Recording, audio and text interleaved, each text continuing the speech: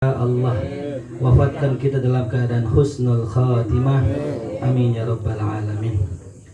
Ini kebetulan banget saya lagi kurang sehat ya.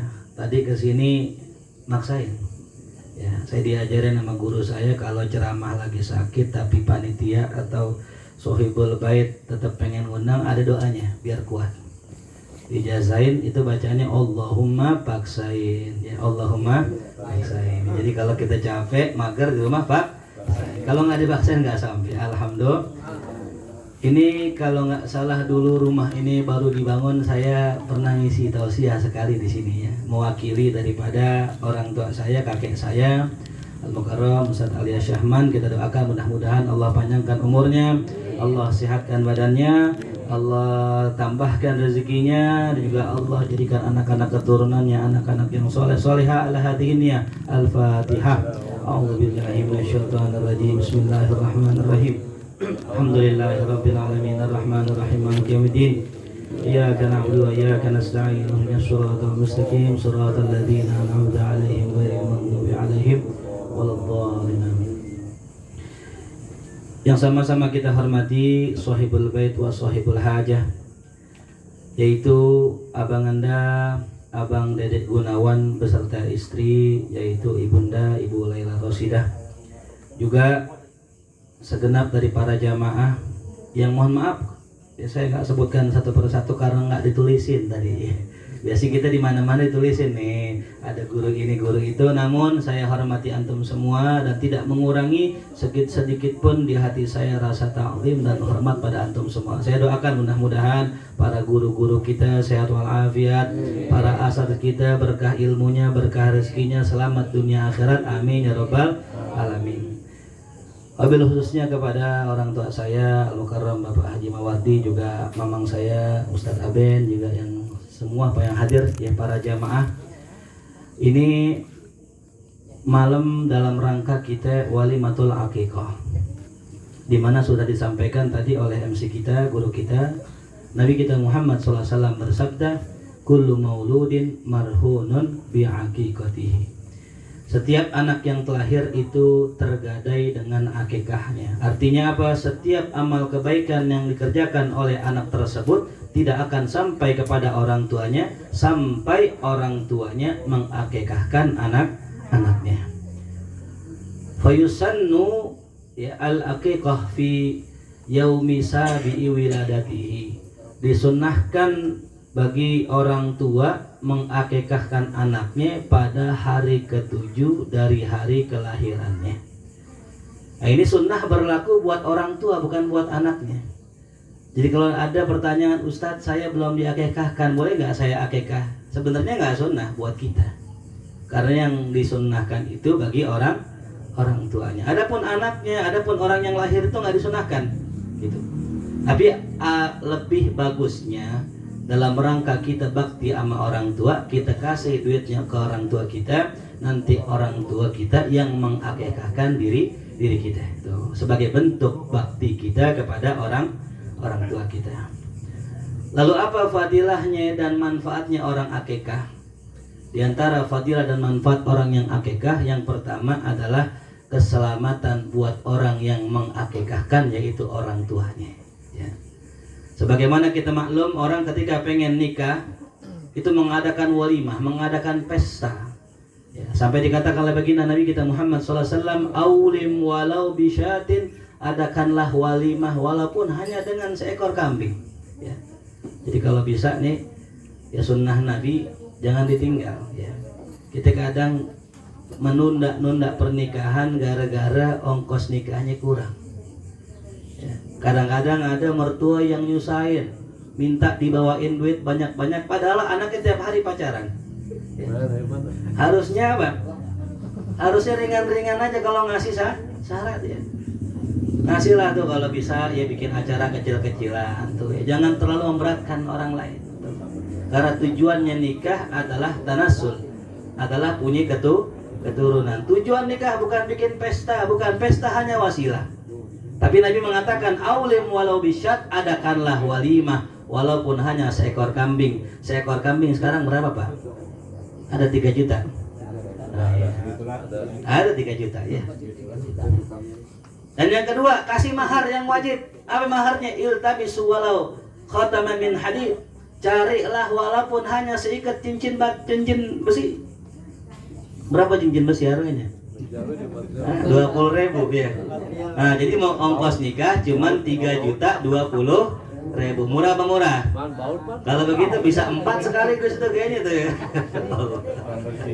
3.020.000. Itu masih, kalau 4 juta masih kembali 980.000.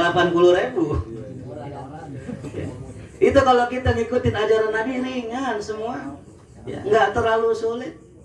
Bahkan ada salah seorang pengen ngelamar perempuan, nanya sama Rasulullah, ya Rasulullah, saya pengen ngelamar perempuan. Ente punya apa? Nggak punya apa-apaan, cuma punya bacaan Quran doang. Baca Quran, Masya Allah. Bisa menjadi mahar dalam kitab Fathul Mu'in, bahwasanya yang dianggap sebagai mahar adalah ujrohnya. Jadi ketika orang menikah dengan bacaan Quran, nanti itu bacaan Quran akan diajarkan sama istrinya sampai bisa. Kalau orang ngajar Quran, kalau zaman dahulu dikasih upah, upahnya gede. Kenapa? Khairukum man ta'allamal Qur'ana wa 'allamahu, sebaik-baik orang yang mengajarkan Quran dan belajarnya. Ya. Nah, ketika sebaik-baik orang yang belajar adalah yang belajar Quran dan mengajarkannya, maka orang dulu pun mengasih ujrohnya, ujroh yang terbaik. Zaman sekarang beda. Kiai datang yang ngajar nahu, yang ngajar solok balaghah, datang dihormatin, orang-orang diri. Tapi Quran, guru Quran, ketika datang gak ada yang nengok. Duduk di bawah, biarin lah duduk situ, pantas emang ya. Harusnya kita ihtiram sama guru Quran nih. Ya. Nah sekali lagi tadi ya, awal mula kita menikah adalah tujuannya punya keturunan itu. Nah maka kita ngadain pesta, ya. Agar apa? Agar mudah-mudahan rumah tangganya menjadi rumah tangga yang sakinah, mawaddah. Habis nikah, kemudian punya anak tuh, lahirlah anak, harus bersyukur lagi, nikmat yang kedua. Setelah nikmat punya istri, Allah tambahkan nikmat anak. La in syakartum la azidannakum wa la in kafartum inna 'adzabi lasyadid. Apa bentuk kesyukurannya? Bikin pesta lagi yang kedua, undang tetangga, undang masyarakat, undang orang-orang, kita makan bersama, kita doakan nih anak, semoga jadi anak yang soleh. Tadi Ananda Muhammad Atta Halilintar katanya. Saya dengarnya tadi Atta Halilintar, ada Atta-Atanya. Ya, emang kalau zaman sekarang begitu ya, ngasih namanya yang keren-keren. Kesya, Rasya, ada yang Tamasya. Itu ke Kebun Ria tuh. Ada nama orang sekarang Adipati Dolken, ya salah.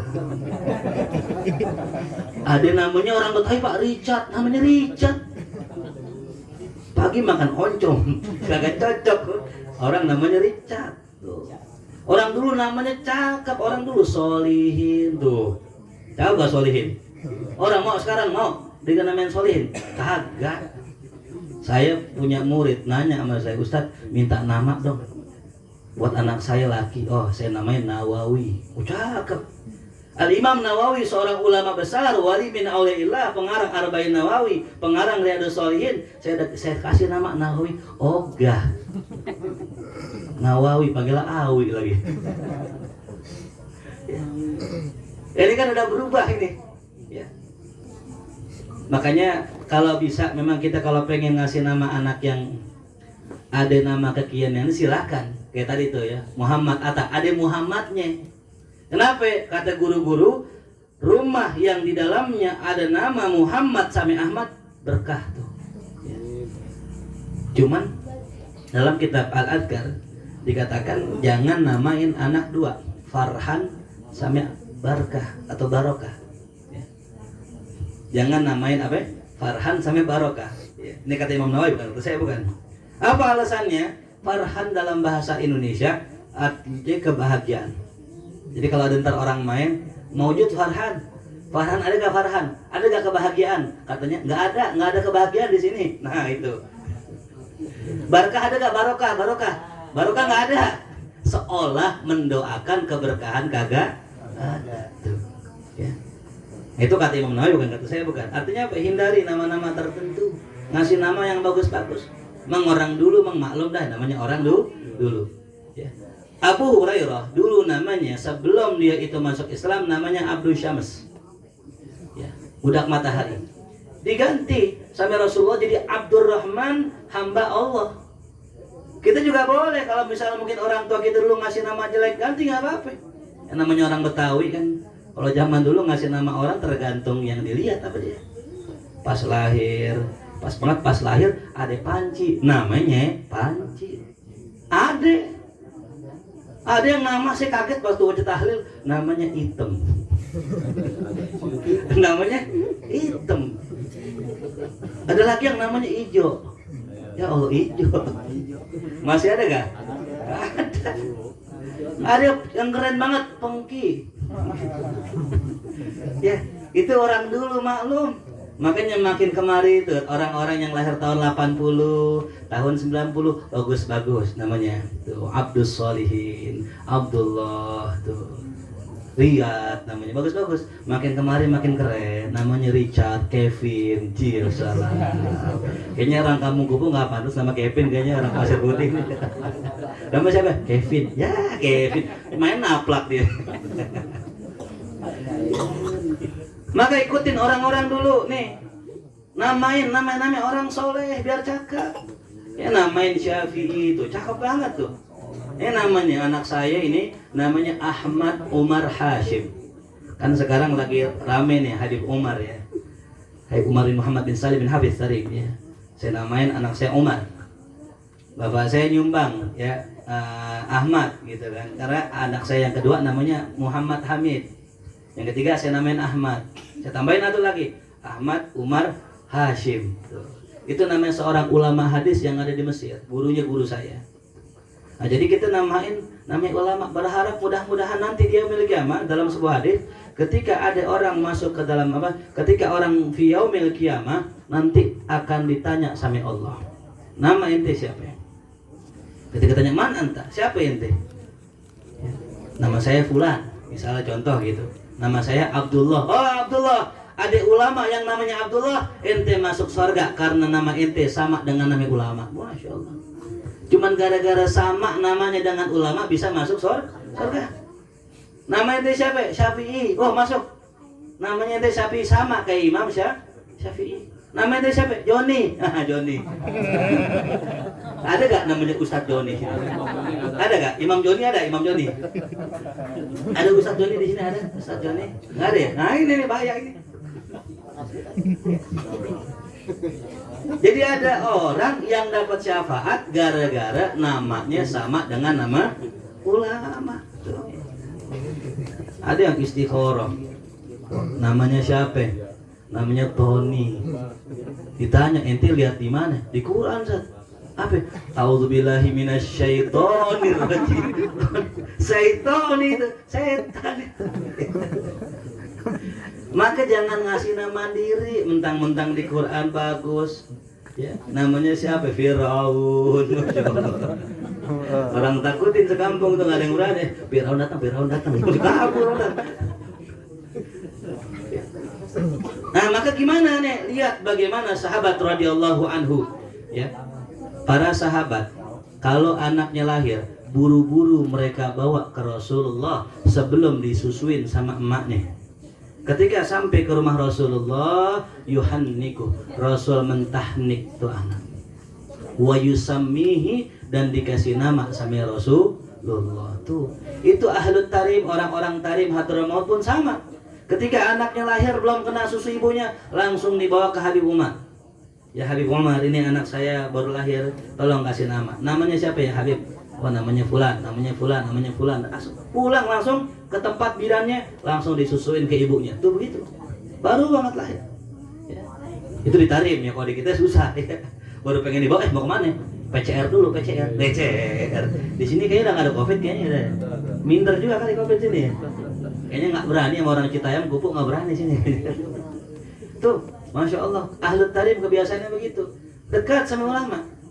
Jadi mau nikah konsulnya ke ulama, udah punya anak konsultasinya ke ulama. Bahkan tuh di tahnik ada korma nggak di sini korma nih? Saya beberapa kali nanya gitu sama orang, tahu tahnik nggak bu? Nggak tahu tahnik.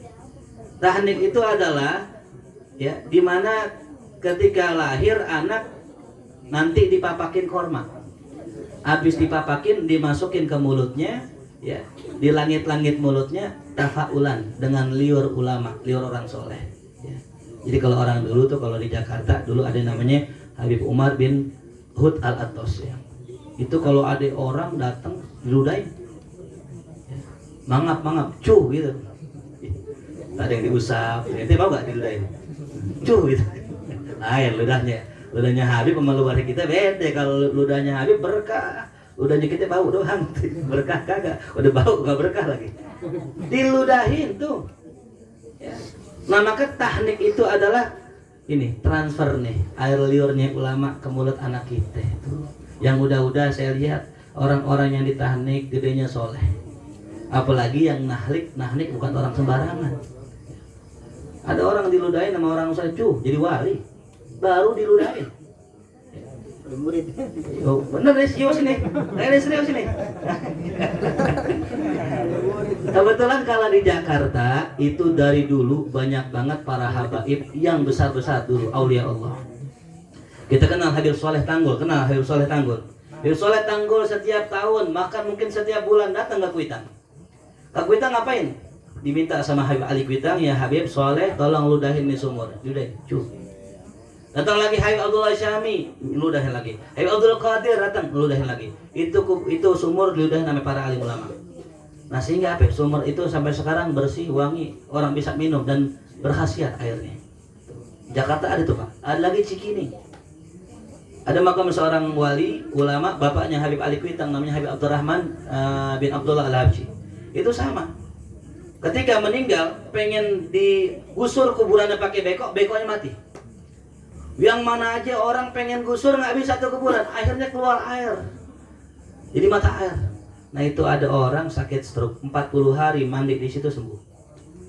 Ada orang di kampungnya punya sumur kering, diambil air dari sumur Habib Abdurrahman, diisiin ke sumur itu, sumurnya berisi lagi. Itu namanya karamah para wali. Nah ini yang kadang-kadang kita kurang. Ya.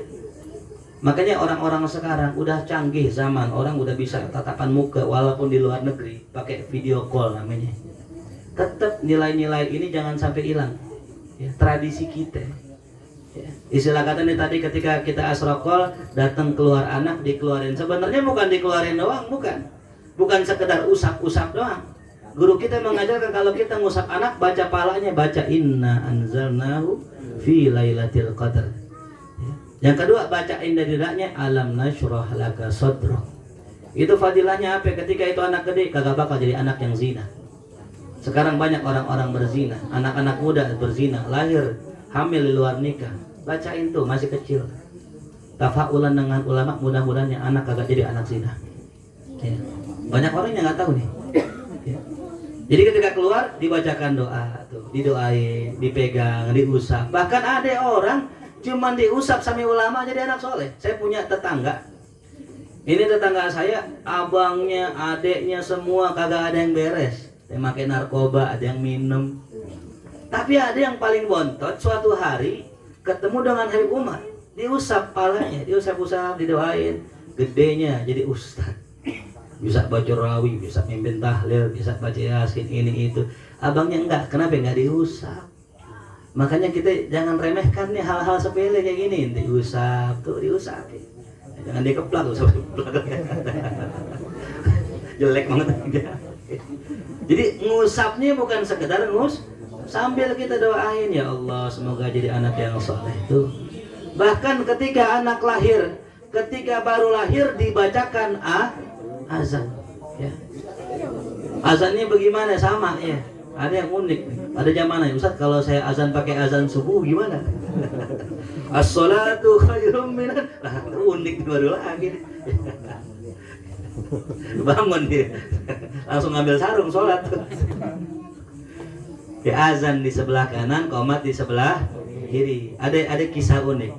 Saya punya teman, ini dia bapaknya kiai, kayak besar di kampung saya. Cuman teman saya unik. Abang-abangnya LCMA doktor. Antum tahu gak Ustadz Amir Faisal yang di TV? Ya, Hafiz Indonesia itu, Abi Amir. Itu ada iparnya teman saya. Itu bandelnya Masya Allah. Rambutnya kanan merah, tengah hijau, biru di langit. Merah, kuning, hijau di langit yang biru itu rambut. Naik motornya RX King. Wah, Masya Allah. Anak kiai. Kenapa kau bisa begitu? Diceritain sama saya. Saat dulu saya masih kecil. Pas saya lahir subuh. Itu lahirnya unik Pak. Karena anak bontot, anak kesekian. Jadi istrinya, ibunya nggak tahu kalau dia lagi hamil. Tahu-tahu pas cek ke dokter perutnya sakit, tahu-tahu nih pembukaan Bu. Masya Allah. Tahu-tahu hamil, tahu-tahu lahir habis subuh. Bapakannya lagi ngajar saat masih ngajar taklim di masjid. Bulan pulang. Akhirnya kagak diajanin. Pas udah pulang ngajar langsung ke bidan, langsung diajanin. Jadi aneh lahir nggak langsung diajanin, ajannya telat. Makanya benernya juga telat. Akhirnya udah SMA, udah kuliah, baru bener. Masih mudanya kagak Kenapa? Ajannya telat itu. Ini kejadian nyata ini. Nanti besok jangan telat, tungguin. Ya. Nggak mesti kita yang azan. Mau bidan azan boleh. Mau kang ojek kita panggil boleh. Ada orang ini. Sat, aneh nggak bisa azan, antum aja lah ya. Kan repot begini, makanya minimal banget dah kita jadi bapak bisa ajan, jangan malu-maluin nanti ya.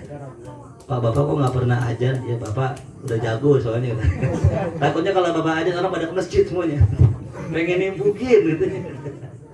Tuh ya, jadi ketika anak kita lahir bacakan doa, bacakan azan. Apa doanya? Ini ada doanya.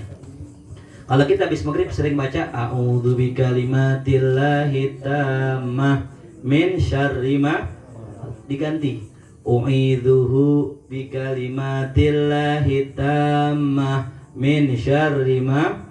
Kalau laki-laki, kalau perempuan u'idzuha bikalimatillahi tammah min syarri ma. Ya, ini kita baca nih. Dulu di zaman Habib Abdullah bin Alwi Al-Haddad banyak yang namanya santet, banyak yang namanya kiriman. Sehingga Habib Abdullah mengarang sebuah kitab judulnya Ratibul Haddad.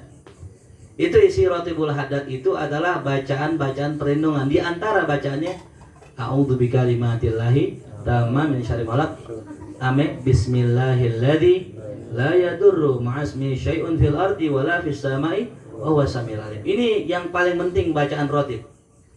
Nah, makanya kalau kita nggak sempat baca ratib, minimal baca nih 2. Baca ini 2. Kalau bahasa kata sihir yang mana aja pakai bismillahilladzi la yadurru kagak bakal mempan. Asal ya yakin. Ini kadang-kadang ragu juga. Kayaknya nggak ampuh dah. Emang kudu kesono orang pinter juga katanya gitu ya. Keembah ya. Coba kita lihat guru-guru kita dahulu. Habaib para ulama datang masuk ke kampung-kampung dakwah ke Kalimantan, dakwah ke Sulawesi. Itu sihir di sana lebih parah dari di sini. Tapi mereka cuma modal rotib, modal hizib, wirid sakron, selamat. Kenapa? Karena tuh penjaganya.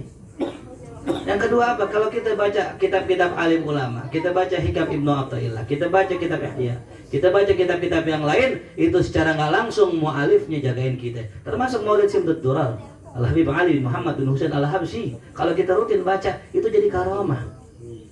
Orang sakit dibacain Maulid sembuh. Habis baca Maulid kasih berkat, nah makin baik tuh orang tuh. Makin seger, kasih amplop dah tuh ya. Nah jadi ini jangan lupakan nih bacaan-bacaan yang diajarkan Nabi kita Muhammad sallallahu alaihi wasallam. Daripada kita make-make yang lain, lemparin garam lah, inilah itulah macam-macam. Memang dalam ilmu, nah saya pernah belajar dulu ada yang namanya ilmu thariqah, ada yang namanya ilmu hikmah. Itu ada kitab ilmu hikmah dipelajari di pondok pesantren yang mana aja di Jawa, di Salab. Nama kitabnya namanya Syamsul Ma'arif Kubro. Itu karangan Syekh Ali Al-Buni. Nah itu di situ dijelaskan bahwa setiap huruf dan setiap wirid memiliki khodam masing-masing. Jadi nggak heran kalau ada orang baca Quran atau baca zikir, ujung-ujungnya nanti dia Allah kasih karomah. Jangan heran. Kenapa tadi? Karena bacaan yang dibaca itu memiliki khodam dan malaikat yang menjaganya. Itu.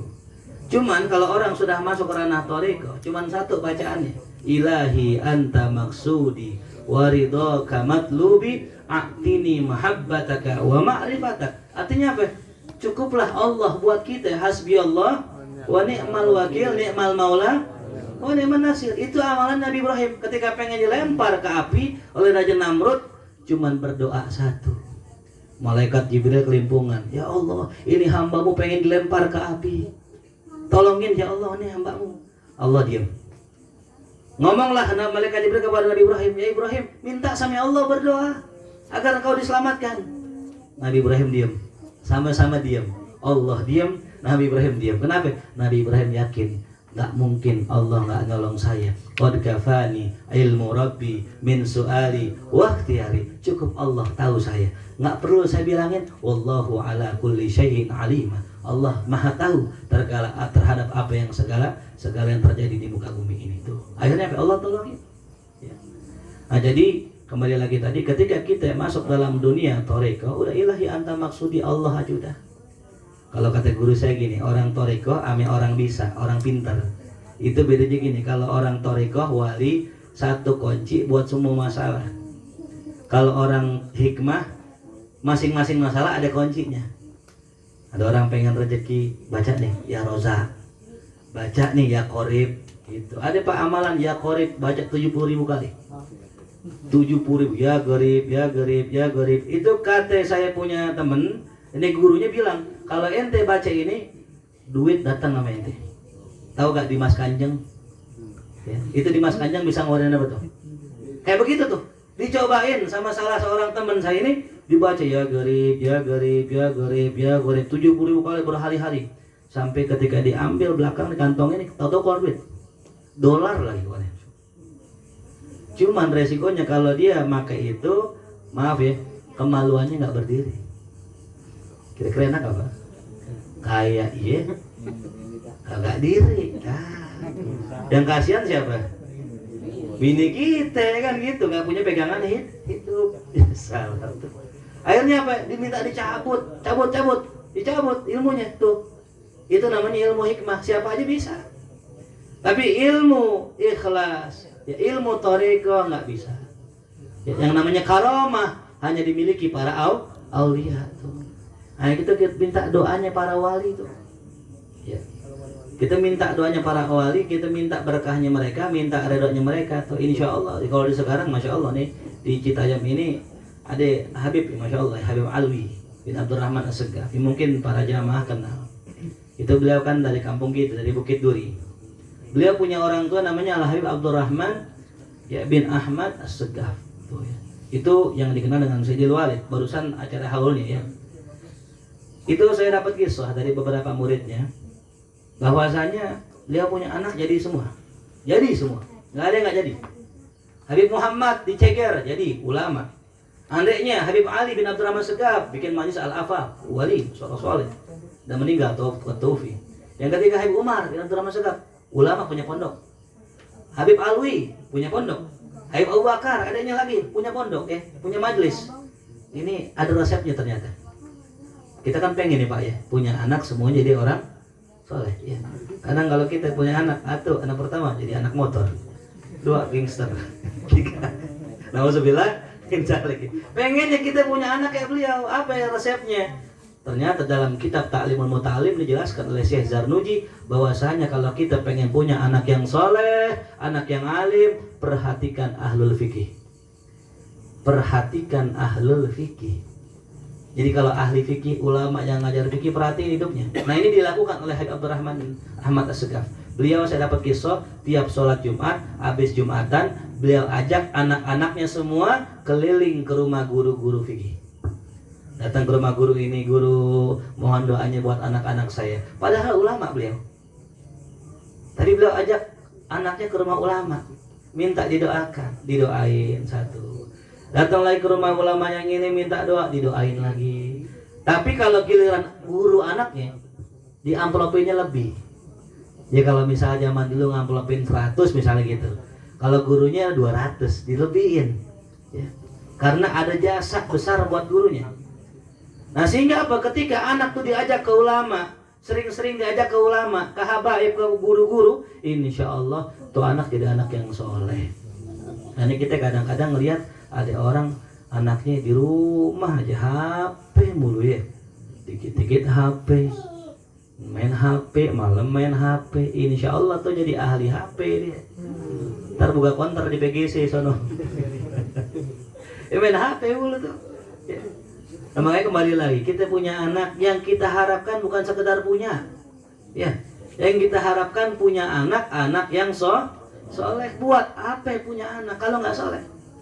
Makanya Sayyidil Walid Habib Abdurrahman Ahmad Segaf, ada pernah dengar langsung dari supirnya, beliau bilang, Walid itu kalau punya anak pas lagi hamil, beliau bilang, ya Allah, ini anak saya kalau manfaat buat agama, panjangin umurnya. Kalau nggak manfaat buat agama, pendekin ya Allah. Bener. Sanggup gak kita kira-kira begitu? Bini kita lagi hamil, didoain gitu. Kalau emang manfaat, panjangin. Kalau nggak manfaat, pendekin. Kenapa? Jadi beban di akhirat. Ya. Mumpung anak masih kecil, belum ada dosanya. Kalau seandainya nih anak gede, nanti jadi beban buat orang tuanya. Yang sengsara siapa? Orang tuanya. Tuh. Makanya yang kita harapkan, kita pengen punya anak yang soleh. Bukan hanya soleh, tapi juga bisa mensolehkan orang lain. Bukan hanya mensolehkan orang lain, tapi juga bisa menyenangkan kedua orang tua. Doanya Rabbana hablana min azwajina wa dzurriyyatina qurrata ayun waj'alna lil muttaqina imama. Mudah-mudahan ya kita semua yang punya anak, Allah jadikan anak-anak kita anak-anak yang soleh-solehah. Mudah-mudahan yang belum punya anak, kita doakan Allah segerakan beri keturunannya. Mudah-mudahan yang belum punya istri, yang belum punya bini, Allah berikan istri yang solehah, rezeki yang halal, yang barokah, istri yang cakep, kontrakan 10 pintu, tanahnya luas, lebar, insyaallah, amin. Ala hadihin ya al-Fatihah. A'udzubillahi minasyaitonirrajim. Bismillahirrahmanirrahim. Alhamdulillahirabbil alamin. Ar-Rahmanirrahim. Maliki yaumiddin. Iyyaka na'budu wa iyyaka nasta'in. Ihdinas siratal mustaqim. Siratal ladzina an'amta 'alaihim ghairil maghdubi 'alaihim waladdallin. Sekali kita baca surat Al-Fatihah buat Sayyidil Walid Al-Habib Abdurrahman Ahmad Segaf. Surah Al-Fatihah. A'udzubillahi minasyaitonirrajim. Bismillahirrahmanirrahim. Alhamdulillahirabbil alamin. Ar-Rahmanirrahim. Maliki yaumiddin. Iyyaka na'budu wa iyyaka nasta'in. Ihdinas siratal mustaqim. Siratal ladzina an'amta 'alaihim ghairil maghdubi 'alaihim waladdallin. Amin. Kurang lebihnya mohon maaf. Billahi taufik wa hidayah. Wassalamualaikum warahmatullahi wabarakatuh. Waalaikumsalam.